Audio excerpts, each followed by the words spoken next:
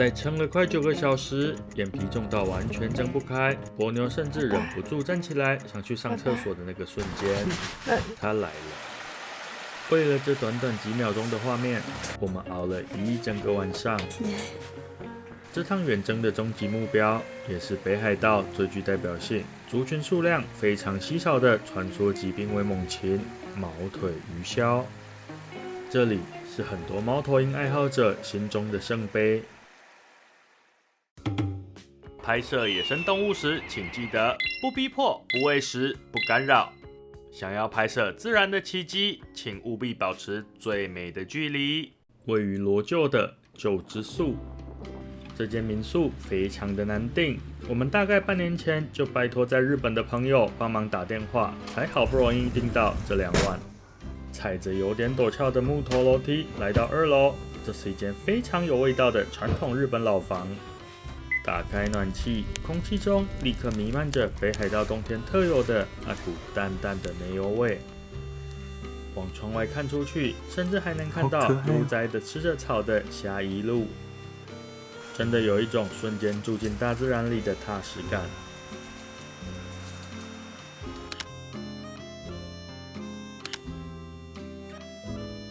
我們到臼之宿啦，就是拍毛腿魚鴞的地方。而且今天很好的是，他給我們2間房間，睡覺的一間，然後因為他怕我們的角度不夠好，所以他連隔壁都空下來給我們，我們可以在那邊拍照。就是如果這邊飛過來這邊，我們就在這邊拍；飛過去那邊，我們就去那邊拍。對，真好。對啊。不過想住進這裡有一套很嚴格的規定，下午3點才開放入住，而且天黑之前一定要完成入住手續。一旦天黑，不能隨便外出，連車子都不能停在河岸邊。這些規定聽起來有點硬，但其實這是一份對大自然最溫柔的退讓。這是為了讓毛腿魚鴞有一個完全不被打擾的環境。然後這邊是4點半就吃晚餐了，因為他們很早吃晚餐，他們吃完之後就全部都關掉，然後開他們的持續燈，這樣子才不會影響到貓頭鷹他們。希望今天能看到大貓貓。我們住2天。對，我們住2天，因為怕打龜。我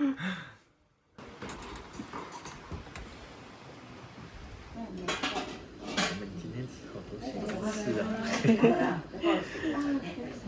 他們這邊的午餐。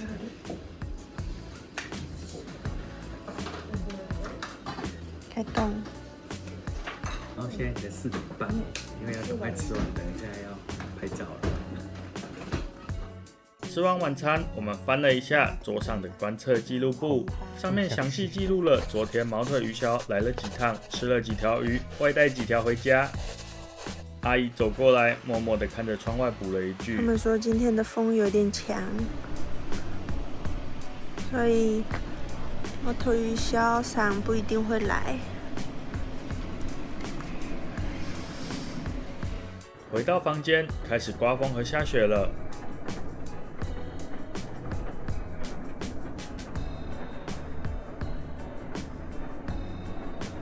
洗完澡後，我趕緊把相機設定完成。好閃爍。如果是 Sony 的相機，要這樣設：從快門進來這裡，防閃爍設定，這邊可變快門要打開。打開之後，可變快門設定，這樣才可以做到完全不頻閃，要不然其實外面會閃。現在的快門速度是79.5，好酷。對，一個奇怪的數字，因為它外面的燈，不太準，就是它的那個頻率不太準。你怎麼發現的？我0.2、0.2慢慢試出來的。因為它這裡的建議快門是80，但是快門80還是會閃，所以我就開始試從7，我先調到82，越來越閃，82、85越來越閃，所以代表往下降嘛，最後調出來79.5，有沒有？這樣就不閃了。然後再往上又開始閃了，有沒有？對，79.5是這裡的快門。一切準備就緒，接下來就是一場無止境的輪班守候。一開始是我先站崗，外面的風呼呼的吹。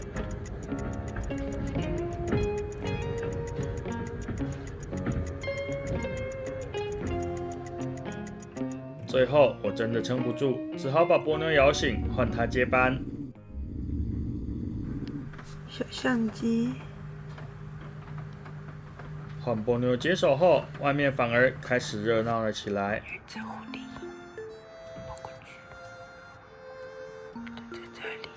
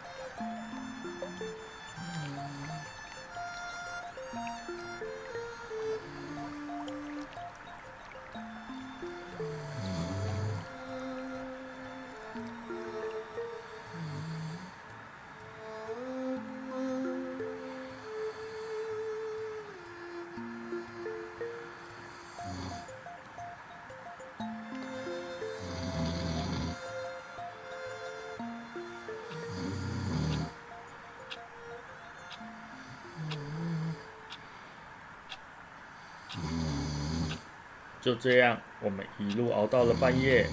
就在我們以為第一天真的要公估的時候，波妞實在憋不住了，站起來，轉身準備去上個廁所。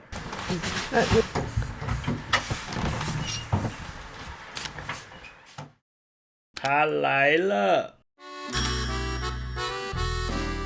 終於來了，我們等了9個小時。然後剛剛因為波妞她先睡覺，然後後來我頭有點痛，換波妞等我睡覺，然後波妞想上廁所，波妞把我叫起來，我起來的第2秒，她就來了，然後抓完魚大概5秒就飛走了。我從這間房間跑到隔壁我相機的位置，趕快可能這稍微不知道拍的怎麼樣，大家再看。但是現在半夜2點，現在時間2點48。清晨2點48來了第一次，等一下應該還會再來，代表風開始比較小了。終於，我們從5點開始等了，對，等到半夜2點48，差不多9個多小時了，終於等到了第一次。我們兩個保全一樣，超開心的。我們在輪班。對，就是想辦法盡量不要中斷。還好波妞去廁所有叫我起床，因為他就來了2秒，如果沒有叫我起來，我就沒看到了。因為我真的憋不住了，我就好想上廁所。第一次透過鏡頭這麼近距離的看到毛腿魚鴞，那種震撼真的會讓人連呼吸都忘記。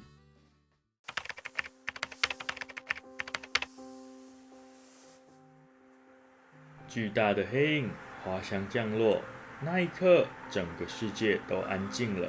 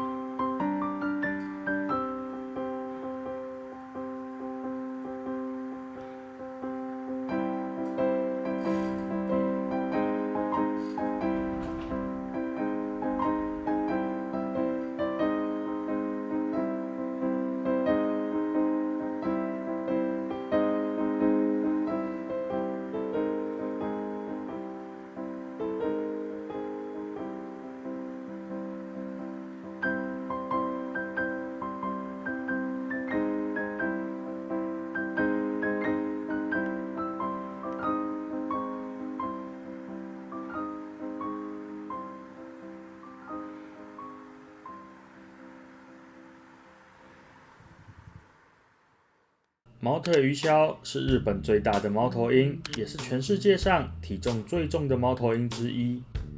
在阿伊努族的文化裡，它們被稱為村莊的守護神。大家可以仔細看它的腳，為了抵禦嚴寒，小腿覆蓋着厚厚的羽毛，但腳趾是露出來的，腳底還有粗糙的棘狀鱗片，可以牢牢地扣住滑溜溜的魚。恩恩抓到魚之後，先在岸邊吃了幾條，接着他又跳進水裡，再抓起一條魚。但這次他沒有吃，他叼着魚，直接飛進了黑夜。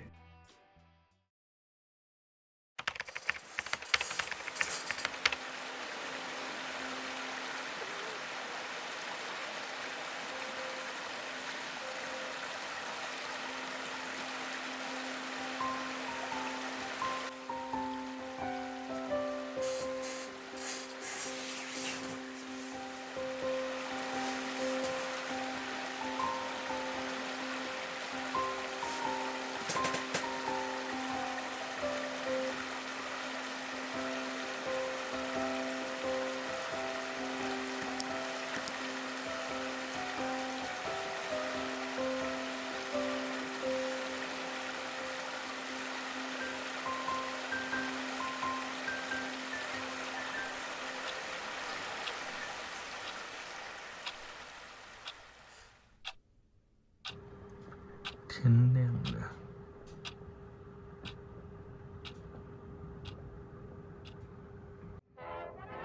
已經天亮了。這個晚上總共來了3次，明天還有一天，我們繼續努力。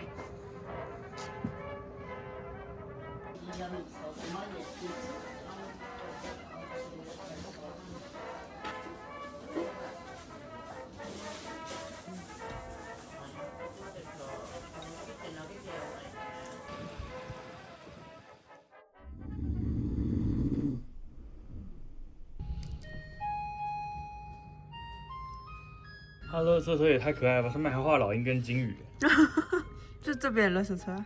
對，好可愛。大家有聽過日本的垃圾車音樂嗎？你們以前那邊的會放嗎？不會。哦，所以是羅臼這邊的。嗯，我以前那邊不會放。好酷哦！那應該沒有幾個人聽過。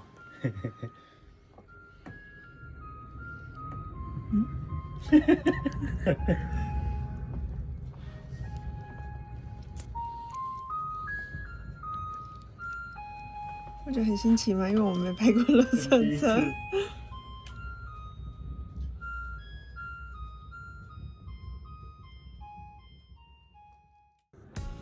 看了一下照片呢，這邊這個真的不算好拍，因為他們其實快門基本上都固定在1/80上下。我昨天一開始不是說79.5嗎？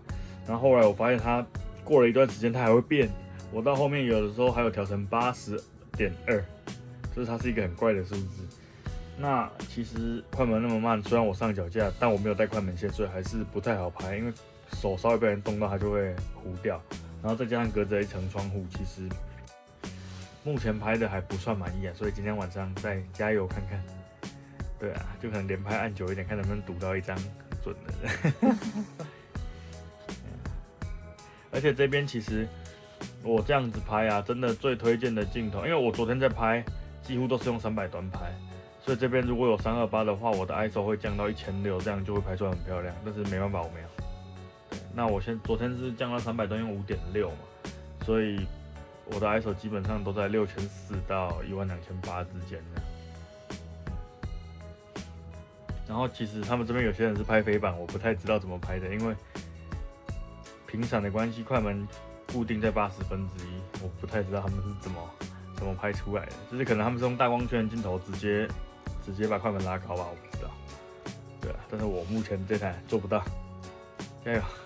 晚上再接再厲，希望早點來，因為我們明天一大早就要出門，所以今天要早點睡，我沒有辦法再等到天亮，所以希望今天的上半天可以早點來，然後晚上我睡一下，然後我清晨的話幹起來能不能拍到它白天，至少光線比較好，我比較有把握這樣子，要不然昨天拍的我看的畫面好想哭哦，這張是比較準的。這張是比較準的。它的魚呢？沒有啊，這張沒吃魚。哦，還有別張嗎？不知道，還要找。好，你翻一下。最近來的都是恩。他是2010年的人，他已經16歲了，很厲害。它是一只公鳥，然後它的魚在這邊。哇，好大！它叼着，然後就飛走了的樣子，我看一下。然後他們說已經這張有清楚，好多天沒有看到另外一只母的了。對，然後就在討論說是不是育雛？對，這張糊了。毛腿魚鴞在北海道是很早就開始繁殖的鳥類，2月左右就開始進入繁殖期，3月前後就可能開始產卵抱卵。如果恩恩的伴侶已經在巢裡，那這條魚很可能就是他要打包帶回家的便當。現在2點整，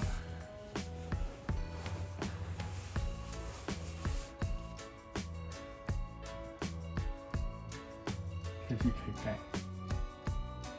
看到這裡，可能有人會問：你們不是才說不贊成隨便誘拍嗎？那為什麼還會來這裡拍毛腿魚鴞？因為鹫之宿這裡跟一般為了拍照而餵食的誘拍其實不一樣。毛腿魚鴞在日本是環境省紅色名錄裡面的瀕危物種，它們需要很大的老樹樹洞繁殖，也需要魚類資源豐富、安靜不被打擾的溪流環境。但過去因為森林砍伐、河川改修、魚類資源減少，讓它們一度變得非常的稀少。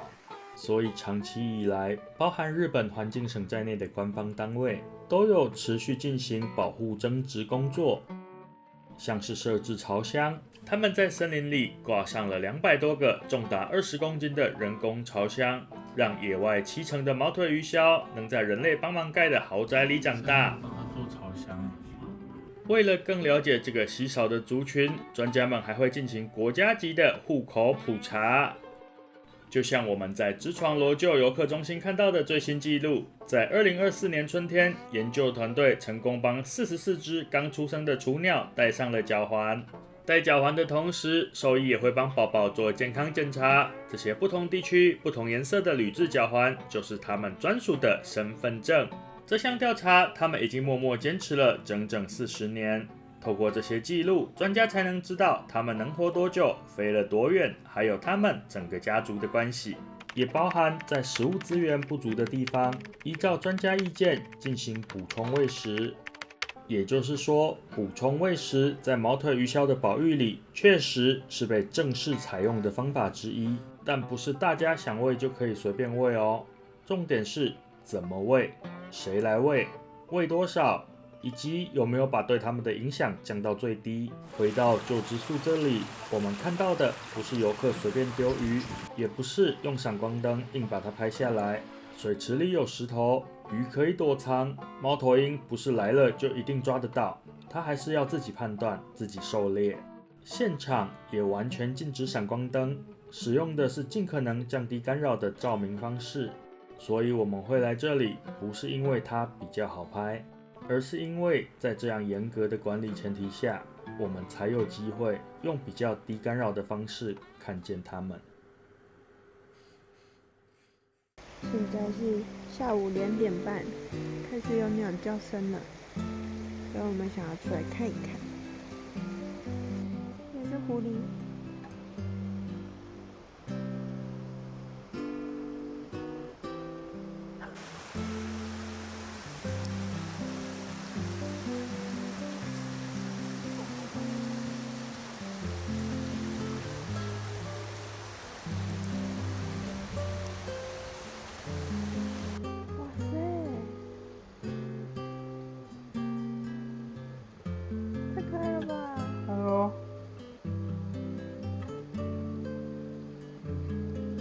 有啊。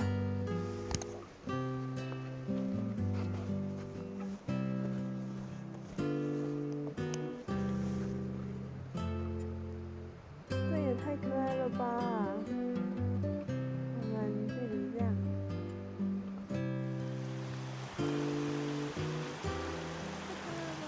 Hello。不行，我要跟你分享。好，跟我分享。哦，超可爱。很漂亮哎。它在这里，它还在飞檐走壁。啊，毛好漂亮哦。对啊。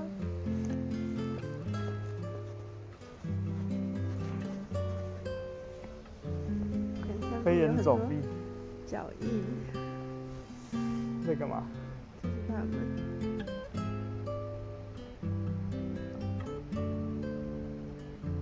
好酷啊！对啊，超可爱的。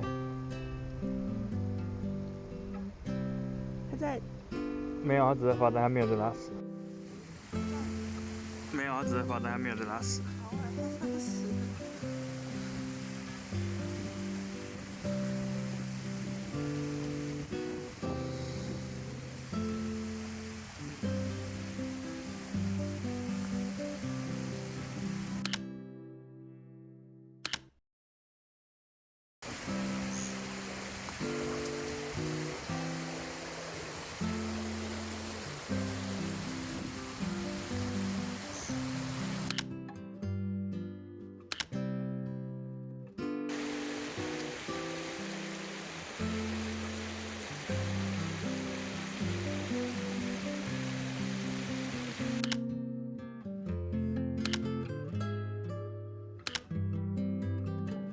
现在下午啊，我们想要不然今天的行程就輕鬆一點，我們就在附近拍一拍。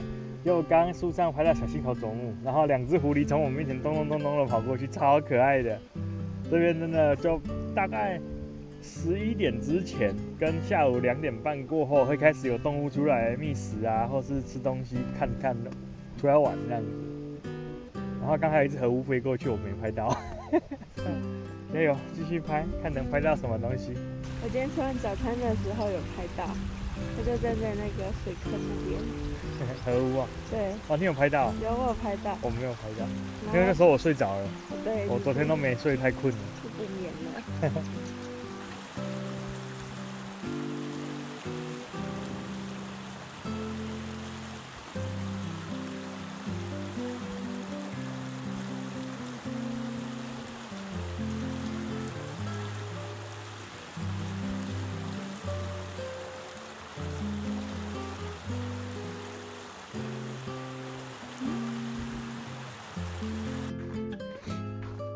那邊有2隻停棲的虎頭海雕，但是太遠了，我開 APS-C 還是只有一點點。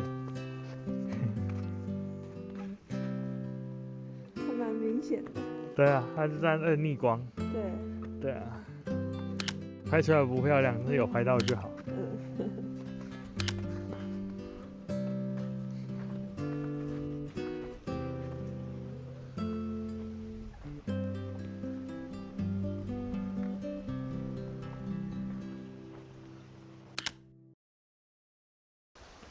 太冷了，我把相機放着，喝一杯熱咖啡。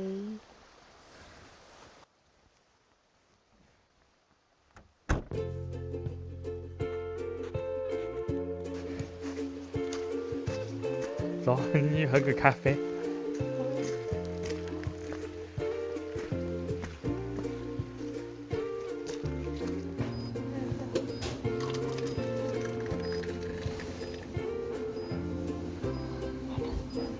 我要喝冰的。好。就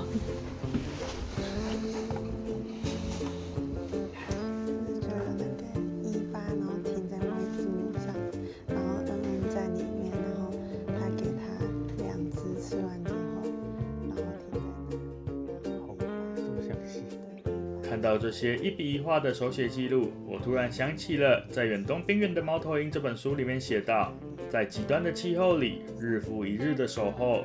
記錄着這神秘的巨大猛禽。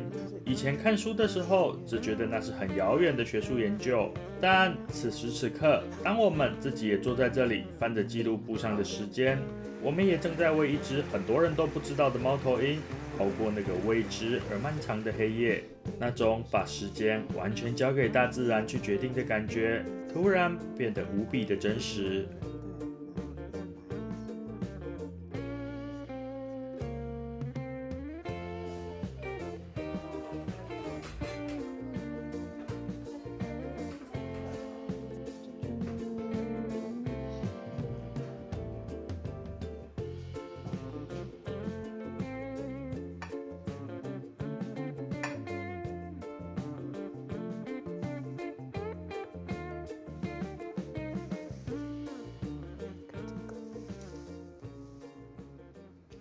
第二天晚上，我跟波妞約好，只等到凌晨3點。結果貓頭鷹還沒來，水池先來了一位不速之客，一隻狐狸。它偷偷摸摸的靠近，一副準備偷魚的樣子。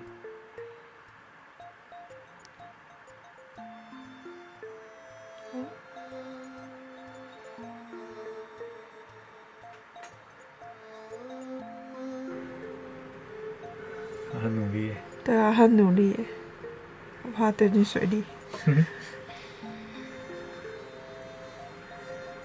我好想看猫头鷹飛過來，看會不會跟他一起同框。哦，對視那也太強了吧。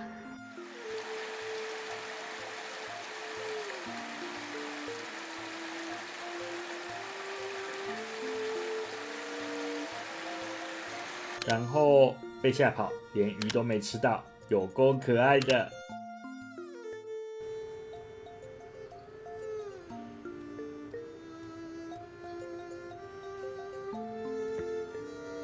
他說不困。哦，你剛剛跟我說不困，沒有睡。閉眼睛閉一下，有沒有睡着？但也可能是恩恩擔心我跟波妞睡着了，拍不到帥帥的照片，所以第2晚恩恩很早就出現了。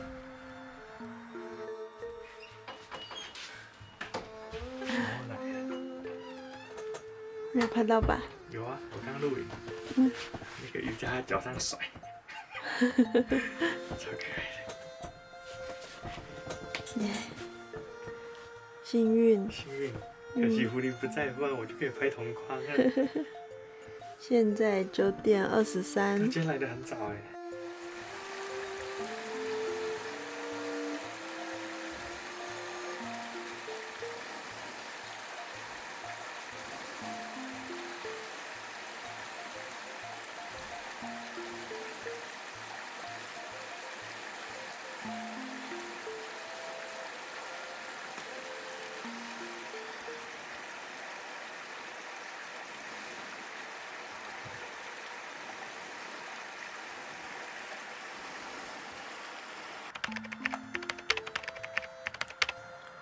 現在是1點半。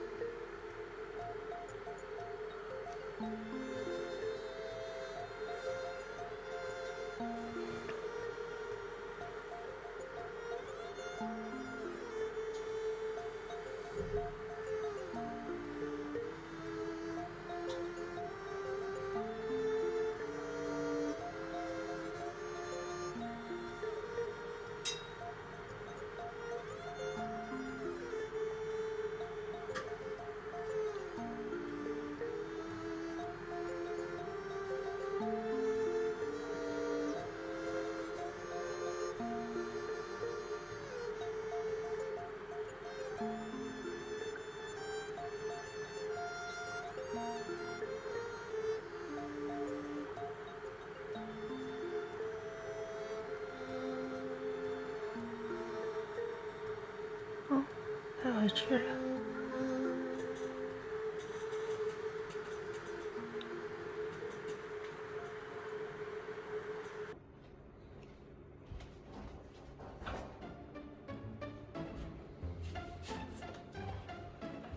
好冷啊！好冷啊！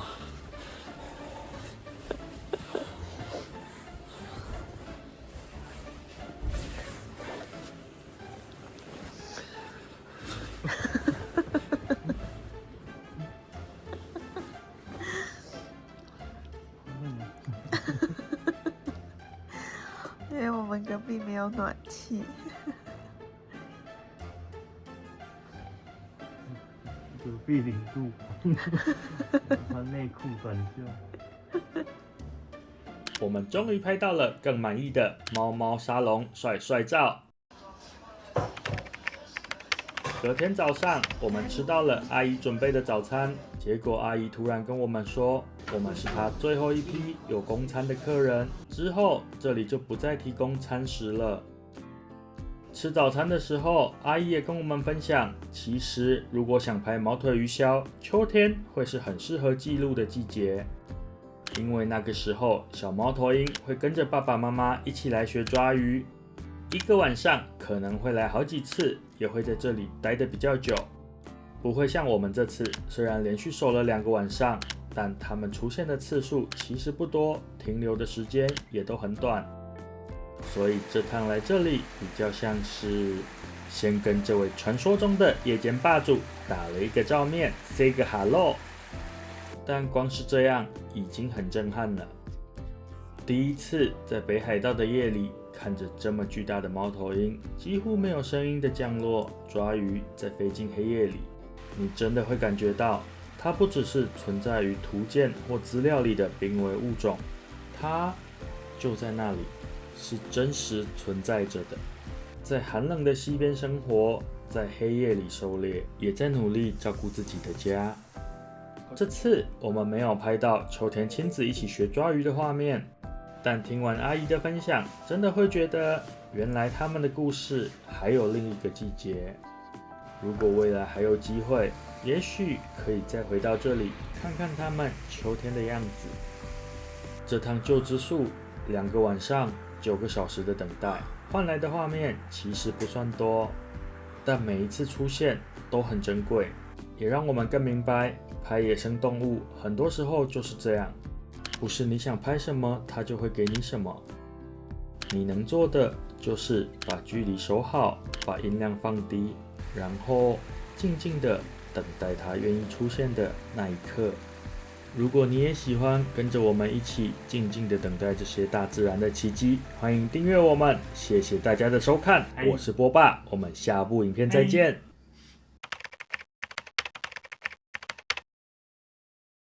我們開了一個 LINE 的社群，波霸的裝備袋，裡面有最真實的器材實測、配置建議，還有我私房拍攝的心得。